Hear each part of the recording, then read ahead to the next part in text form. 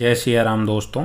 इस वीडियो में हम बात करने वाले हैं Dhanlaxmi crop science limited company के आईपीओ के बारे में। यह एक एसएमई आईपीओ है। कंपनी का आईपीओ कब से खुलने जा रहा है, कंपनी बिजनेस क्या करती है, इसके फाइनेंशियल्स क्या हैं, कंपनी कितने करोड़ रुपए का आईपीओ लेके आई है, उसका प्राइस बैंड क्या है और कंपनी का आईपीओ लाने का मोटिव क्या है और कंपनी का करंट ग्रे मार्केट प्रीमियम क्या चल रहा है, ये सारी ही बातें मैं इस वीडियो में कवर करूंगा। तो लास्ट तक वीडियो को जरूर देखिएगा। अगर हम सबसे पहले कंपनी के बिजनेस की बात करें तो कंपनी की जो स्थापना है वो 2005 में हुई थी, मतलब 18 से 19 साल कंपनी को हो चुके हैं। और कंपनी जो मेनली बिजनेस देखने को मिल रहा है, कंपनी वो लेटेस्ट टेक्नोलॉजी से बीज बनाने का काम करती है, से कई तरह की फसलें और सब्जियां उगाई जाती हैं। तो अगर मैं कंपनी की साइट्स पे आपको दिखाऊं तो आप देख सकते हैं कि यहाँ पे वेरियस टाइप ऑफ कंपनी बीज बनाती है जिनसे काफ़ी फसलें उगाई जा सकती हैं और अलग अलग तरह की उनसे सब्जियां भी उगाई जाती हैं। तो मेनली ये कंपनी का बिजनेस देखने को मिल रहा है और कंपनी 24 अलग अलग तरह के बीज बनाती है जिनसे फसलें और सब्जियां उगाई जाती हैं।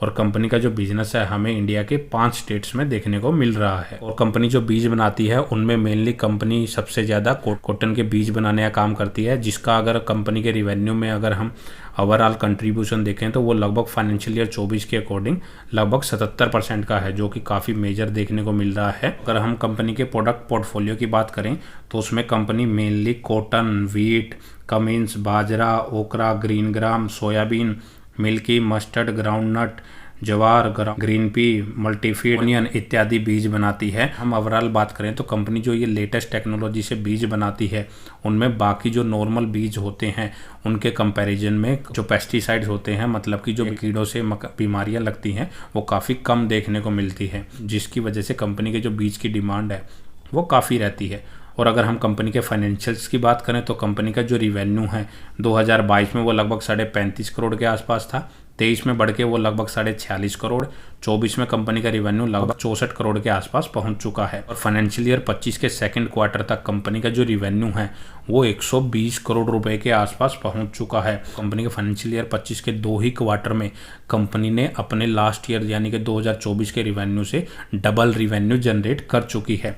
और वहीं अगर हम प्रॉफिट आफ्टर टैक्स देखें 2022 में कंपनी का 58 लाख रुपए का प्रॉफिट था, 23 में बढ़ गए वो लगभग 3 करोड़ के आसपास, 24 में वो लगभग 4.5 करोड़ के आसपास और फाइनेंशियल ईयर 25 के सेकंड क्वार्टर तक लगभग वो 8 करोड़ को भी क्रॉस कर चुका है। तो ऑलमोस्ट 70 से 80% की जंप भी कंपनी के प्रॉफिट में देखने को मिल रही है। और कंपनी के पास फिलहाल लगभग 12.25 करोड़ रुपए के रिजर्व हैं और उसके अगेंस्ट में 7.5 करोड़ रुपए का कंपनी के ऊपर कर्जा देखने को मिल रहा है। अगर हम कंपनी की मार्केट कैपिटलाइजेशन देखें तो वो लगभग 90 करोड़ की है और कंपनी का जो डेब्ट टू इक्विटी रेशियो है वो 0.06 का है, वो बिल्कुल ही कम देखने को मिल रहा है। कंपनी उसको इजीली मैनेज कर सकती है।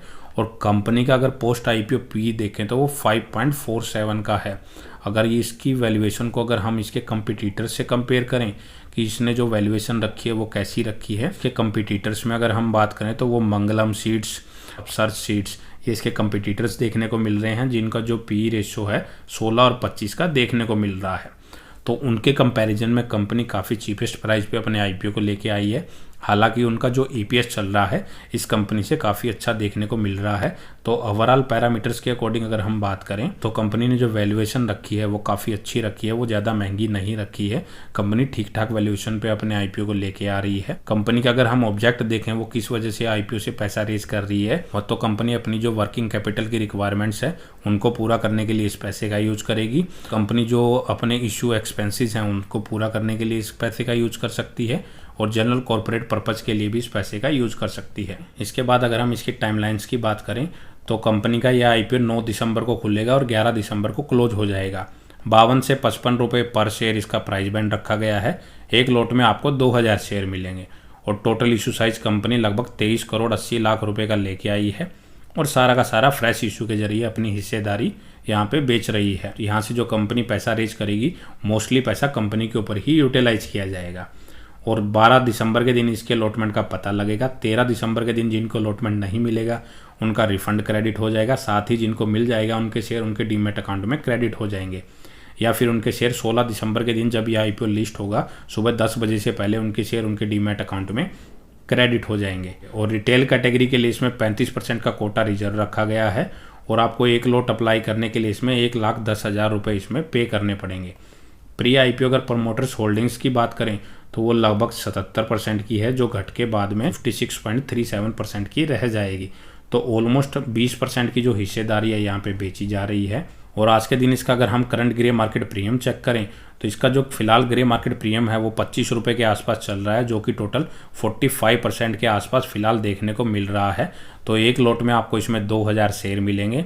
उसको अगर हम 25 से इसके करंट ग्रे मार्केट प्रीमियम से मल्टीप्लाई करते हैं तो ऑलमोस्ट 50,000 रुपये का प्रॉफिट यह कंपनी आपको करंट ग्रे मार्केट प्रीमियम के अकॉर्डिंग दे सकती है। ओवरऑल बात करें इस आईपीओ को अप्लाई करें या ना करें, तो कंपनी की जो ग्रोथ है वो काफ़ी रोबस्ट नज़र आ रही है, मतलब वो काफ़ी तेज़ी से ग्रो कर रही है और कंपनी कुछ हटके ही अपना बिजनेस कर रही है। मतलब नॉर्मली हम जो सिंपल बीज खरीदते हैं, कंपनी उसमें लेटेस्ट टेक्नोलॉजी यूज कर रही है, जिससे उसमें बीमारियां रहने की संभावना भी काफ़ी कम रहती है, जिससे ज़्यादा से ज़्यादा लोग कंपनी की तरफ आकर्षित हो रहे हैं। की वजह से उसका इम्पैक्ट कंपनी की सेल्स के ऊपर देखने को मिल रहा है, वो काफ़ी तेज़ी से बढ़ रही है। ओवरऑल बात करें सारे पैरामीटर्स पे कंपनी खरी उतर रही है, तो इस आईपीओ को आप लॉन्ग टर्म और शॉर्ट टर्म दोनों ही उससे अप्लाई कर सकते हैं। सबसे ज़रूरी बात यह है कि यह एक एसएमई आईपीओ है और इनमें काफ़ी रिस्क रहता है, तो वो सारे रिस्क एनालिसिस करने के बाद ही आप अपना इसमें खुद से कोई डिसीजन ले सकते हैं। दोस्तों इस वीडियो में इतना ही। अगर आपको वीडियो अच्छी लगी तो वीडियो को लाइक करें और चैनल को सब्सक्राइब करना ना भूलें।